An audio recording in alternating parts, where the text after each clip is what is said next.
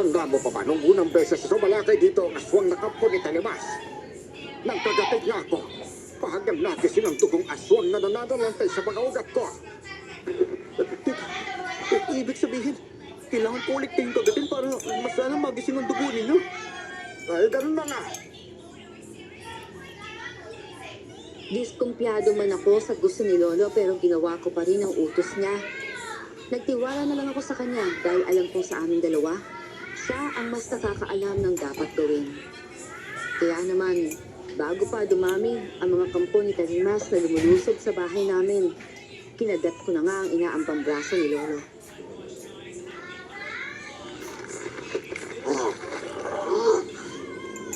Lolo, tapos na po. Maigi. Kumanda ka na.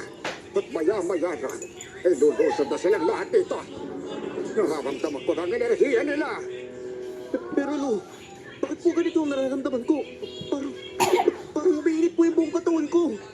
Dahil nagasing na rin ito ang aswang mo. Lolo, ang init talaga.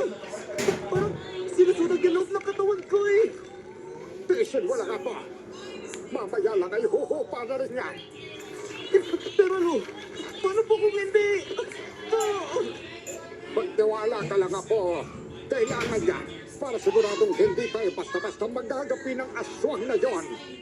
Isipin mo na lang ang baryo to. At ang mga taong mamamatay, oras sa sakupin nila ito. Pilit kong nilabanan ng kakaibang init at panginginig ng katawan ko noon hanggang sa unti-unti ay nasanay na rin ang katawan ko.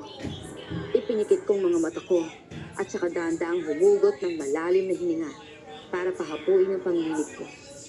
Ngunit habang ginagawa ko yun ay naririnig kong tila hanging paglipad ng mga gabunan. Kahit kaunting tunog ay naririnig ko at nakakaramdam na rin ako ng mga kakaibang enerhiya sa paligid. Herman, tandaan mo lang ang layunin mo. Magagawa mong kontrolin ang sariling uhaw mo sa sariwang dugot laban. Kung malinaw sa isip mo, nagagawin mo ito para sa kapakanan ng buong baryo. Kapag nagawa nila Talimas sa matala tayo, pati ang baryong ito, malalagay sa kapahamakan.